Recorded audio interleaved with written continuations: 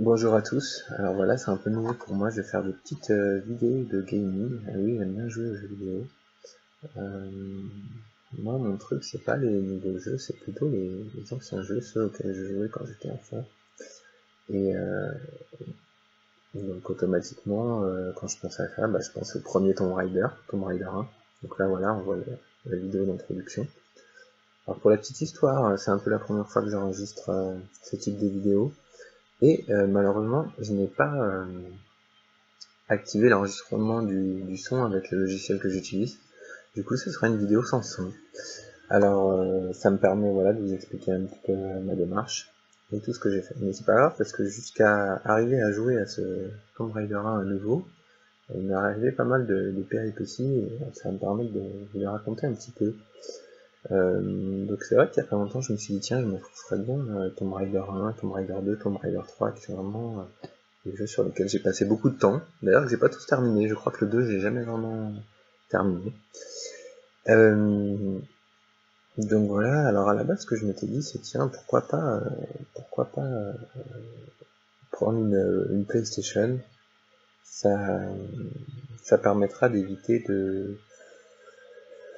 les problèmes de compatibilité avec les nouveaux Windows et tout ça, et de pouvoir lancer le jeu correctement. Et en fin de compte, ce qui s'est passé, c'est que je me suis retrouvé avec une PlayStation, un adaptateur pour brancher la PlayStation sur un écran VGA, ce qui fait que la qualité est pas terrible. Et même une fois que j'ai réussi à avoir la qualité un peu optimale pour la PlayStation, j'ai trouvé que c'était pourri.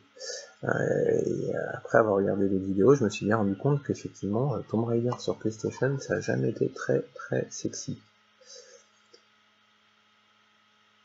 Donc j'ai laissé tomber. J'ai cherché un petit peu sur internet comment on pouvait jouer simplement à Tomb Raider.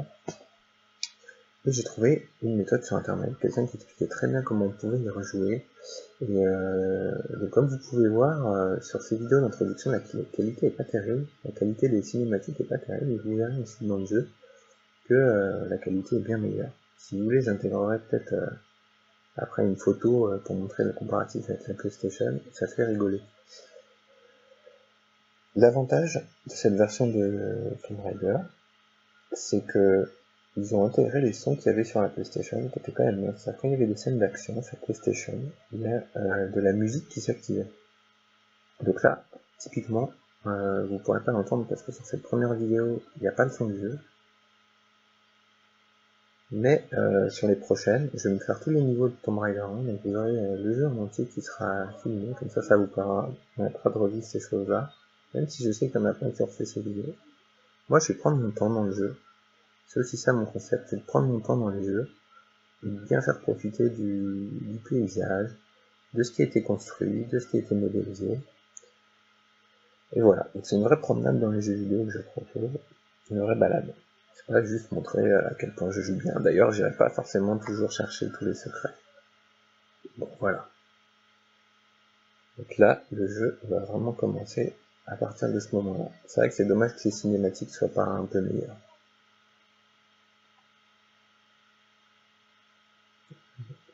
J'enlève mes lunettes et j'enlève aussi ma note. Ça, c'est de la magie. Donc comme vous pouvez le voir, je mettrai dans la description le lien vers le youtubeur qui a expliqué la méthode à comment jouer à Tomb Raider simplement aujourd'hui. Il faut quand même avoir le CD original de Tomb Raider. Mais ensuite, il est possible de tout installer donc sur votre disque dur. Moi, j'ai fait encore mieux, j'ai tout installé sur une clé USB. Donc là, le jeu vidéo, il tourne sur une clé USB. Et tout fonctionne, les sauvegardes, etc. Comme vous pouvez le voir, le rendu est vraiment bon, enfin en tout cas pour ce qu'est ce jeu, en tout cas à l'origine. Donc voilà. J'ai pu constater que j'ai vite repris mes réflexes sur ce jeu vidéo, alors que je suis vraiment plus un gamer aujourd'hui. J'ai vraiment arrêté de jouer. Je crois que le dernier jeu auquel j'ai joué un petit peu, c'est Skyrim, mais pareil, sans grande conviction. Je suis pas vraiment un gamer, mais comme j'y ai beaucoup joué en étant enfant surtout, et un petit peu adolescent, c'est quand même des souvenirs tout ça. Voilà, des petites combinaisons sympas, je les ai toujours. Des petites tricheries, hop. À ce niveau, j'ai dû le recommencer 15 fois. Je me souviens qu'au début, quand j'ai commencé à jouer à Tomb Raider, j'avais un petit problème avec le système de sauvegarde.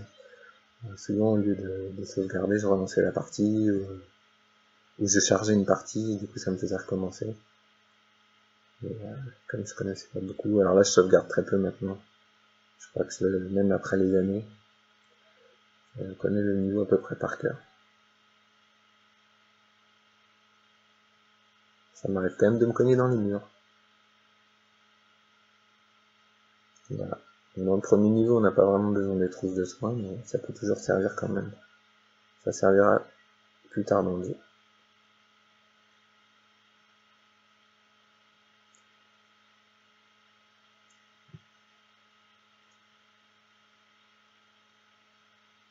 Donc l'avantage par rapport à la PlayStation, c'est que quand on joue sur PlayStation 1, vous voyez, les textures déjà elles sont beaucoup moins lissées, elles sont très pixelisées, et en plus elles bougent. Alors je saurais pas, il y a des super vidéos sur YouTube qui expliquent comment fonctionne, comment s'agencent les polygones selon la perspective, selon le déplacement, selon les mouvements, etc. Et tout cela effectivement était beaucoup moins bien géré sur PlayStation. Faut dire aussi que cette version de Tomb Raider que vous voyez là, c'est vraiment, je pense, la version la plus optimisée. Il est vrai aussi que sur PlayStation, avant qu'on ait des cartes graphiques un peu performantes comme les 3DFX, etc., on n'avait pas non plus des graphismes mirobolants. Donc faut pas. L'idée de cette vidéo, c'est pas de casser le sucre sur ce qui se passe sur PlayStation. C'est juste que moi, ma démarche initiale d'acheter une console un peu rétro pour refaire ses jeux tranquillement, elle est mauvaise. Donc ne refaites pas ça. Prenez-le sur PC, l'expérience est bien meilleure.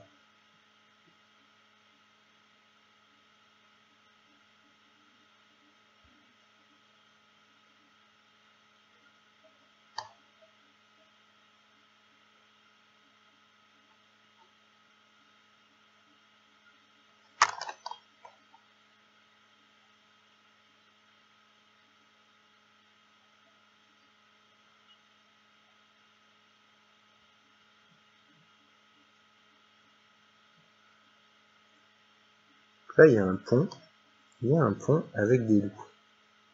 Les loups, ils dorment. Donc, tu les tuer dans leur sommeil, c'est plus simple. J'espère que j'aurai pas de problème avec la SPA après. Donc là, voilà, j'explore bien cet endroit qui est un peu mythique et qu'on remonte souvent. Souvent, dans les présentations de Tomb Raider, même à l'époque, on montrait cet endroit avec ces deux ponts. Ça devait être magnifique à l'époque, ça reste sympa. Donc là, je l'explore bien. En fait, là, je me suis mis à l'explorer parce que je me demandais s'il n'y avait pas un secret par ici. En fait, je crois pas.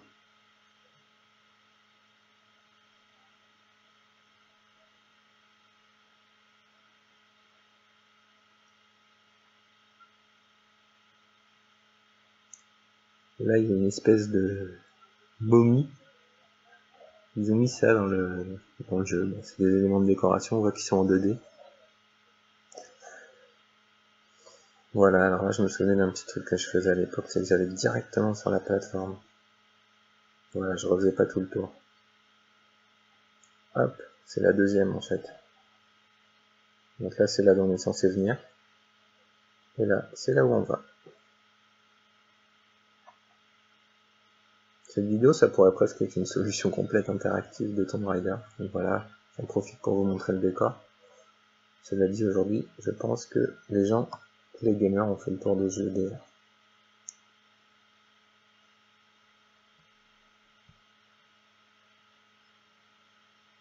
Et là, je me demandais aussi s'il n'y avait pas un secret. Alors, je crois qu'en fait, il n'y a pas de secret.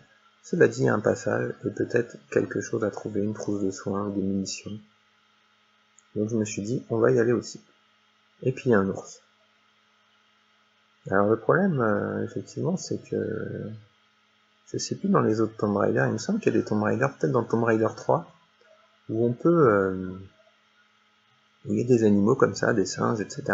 Oula, là, je me suis fait mal. J'ai fait un saut un peu accidentel. Il y a effectivement des animaux, des singes, et on n'est pas obligé de leur tirer dessus, c'est-à-dire qu'ils nous attaquent pas systématiquement, et si on les attaque pas, en fait, on n'a pas de problème. Dans celui-là, effectivement, tous les animaux sont agressifs, y compris les chauves-souris, ce qui est pas loin d'être une légende à mon avis. Mais bon, donc voilà, effectivement, là, il y a une petite trousse de soins,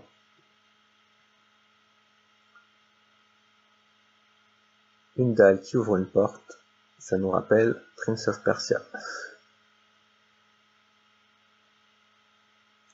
Donc voilà, là j'essaie de refaire la manip de tout à l'heure pour remonter sur le pont.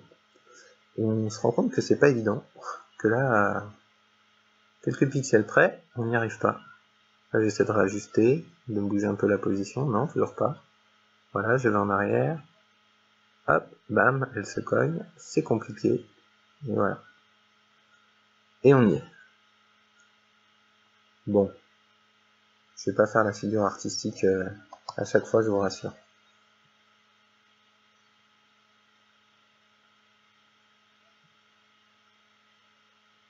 Alors dans l'évolution des Tomb Raider, c'est vrai que il y a beaucoup de mouvements, de figures gymniques, on va dire, et d'acrobatie qui ont été rajoutés au fil du temps. C'est vrai que quand on repasse sur Tomb Raider 1, il y a moins de choses quoi. Elle court, elle marche, elle saute, on peut ajouter le petit saut de l'ange. Elle peut faire le poirier quand on remonte d'une corniche, effectivement. Elle saute, elle fait cette espèce de roulade demi-tour. J'ai jamais essayé de la faire en vrai, cette roulade demi-tour, je suis pas sûr que ça fonctionne bien dans la réalité. Mais faudrait que j'essaye. Si vous voulez, je ferai une vidéo spéciale où j'essaie de faire la roulade demi-tour de Lara Croft.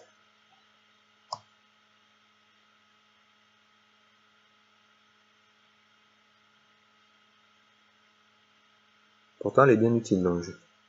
On peut même la faire en sautant. Je ne crois pas sur cette vidéo que je vous l'ai montré. J'ai encore un petit problème avec les touches sur le jeu.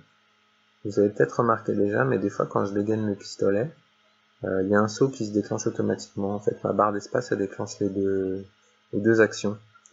Donc je vais essayer de voir si c'est la version du jeu qui fait ça. Et éventuellement, si c'est ça, je le réinstallerai pour me faire un jeu dans de bonnes conditions. Pareillement, quand je fais une combinaison de touches où il y a Alt, Control et flèches, ce qui arrive souvent quand on est en phase de combat, mon écran tourne, donc il se retourne, il se met sur le côté, le travers, etc. Ce qui est assez pratique dans les phases de combat aussi. Donc voilà, là, je crois que c'est le deuxième ou troisième secret, je sais plus, du niveau. Donc on voit quand même, à l'époque, ces décors étaient quand même vraiment réussis, vraiment très riches. Je crois que c'est vraiment le premier jeu 3D que j'ai eu, ça. À l'époque, je jouais à Diablo aussi, qui n'était pas en 3D, qui était en 2D, je crois qu'on disait en 3D isométrique à l'époque. Voilà. Et ça, c'est vraiment le premier jeu en 3D qui m'a vraiment plu. Au-delà du personnage, c'est vraiment le style de jeu. C'est un jeu en fait d'exploration, un peu un jeu de plateforme, avec un peu d'action, mais pas trop violent. En tout cas, le jeu était quand même moins violent à l'époque, j'ai l'impression que là. Même si les jeux type Diablo étaient quand même assez gore. En tout cas, je crois que Tomb Raider, ça n'a jamais été un jeu très gore. Alors les tout nouveaux, j'ai jamais joué. Les jeux, je sais plus, les tout derniers qui sont sortis là, où en fait on refait l'histoire, là, les reboots. Moi j'aime bien ce personnage de Lara Croft, un peu Indiana Jones. J'ai pas forcément besoin qu'on me raconte qu'un jour elle a été faible et que voilà.